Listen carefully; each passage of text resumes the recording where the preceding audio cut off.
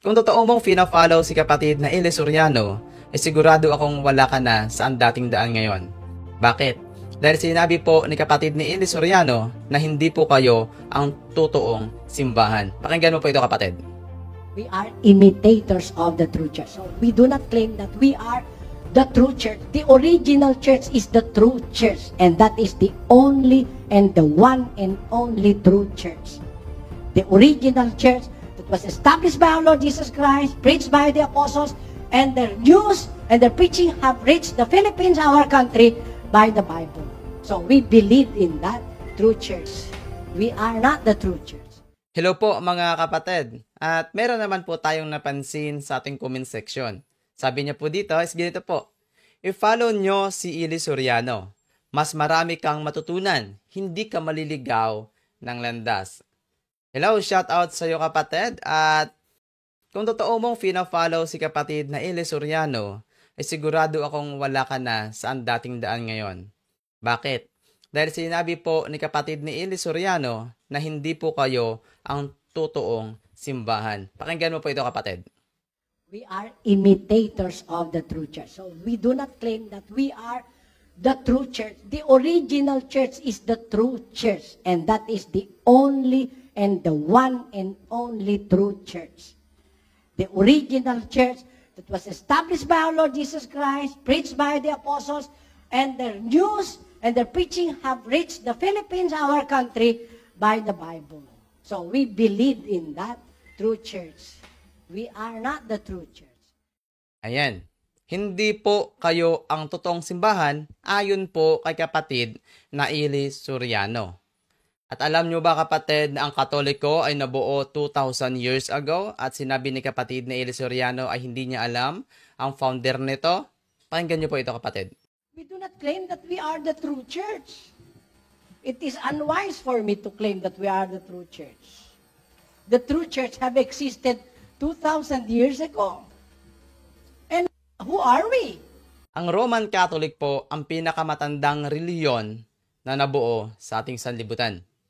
Kaya kapatid, kung nabuo ka ng mas mababa sa 2,000 years ago, ibig sabihin ay sumulpot ka lang na reliyon. Kaya mag-isip-isip ka na kapatid kung nandyan ka pa sa ang dating daan. At kung totoong sinusunod mo kapatid na si Brother Eli Soriano, ay sana ay nakainom ka na rin ng ihi mo. Bakit? Dahil pinapangaral din po ito ni kapatid na Eli Soriano. Pakinggan mo po ito, kapatid. Baka yung akong sakit mo ay mapagaling ng walang bayad. Drink your own juice. Sabi ko, uminom ka ng ihi mo. Ayan. So, pag-isip-isip ka na kapatid, kung sabi mo ay kung magsunod kay kapatid na Eli Soriano, hindi ka maliligaw ng landas. Sa ganitong sistema, sana makapag-isip ka na. Shoutout sa iyo kapatid na GLBA, BMAGBM. Hindi ko po mabasa ang iyong pangalan. At kung meron ka pang katanungan, kahit sino man po sa inyo dyan kapatid, please comment down below. God bless. Kapatid, kindly follow the Facebook page and YouTube channel Mr. 721 Catholic po. Marami tayong matutunan na mga magandang bagay. God bless. Hello mga kapatid, magandang araw po. Ako po ito, ang iyong kapatid na si Brother Baba Samontesa, isang altar server ng team of Father Darwin Litiano sa team of St. Michael the Archangel Parish. Ito po ay nasa sa inyong harapan upang humingi po ng suporta sa page ng ating kapatid na si Mr. 721 Catholic sa kanyang Facebook page at sa kanyang YouTube channel upang i-promote ito.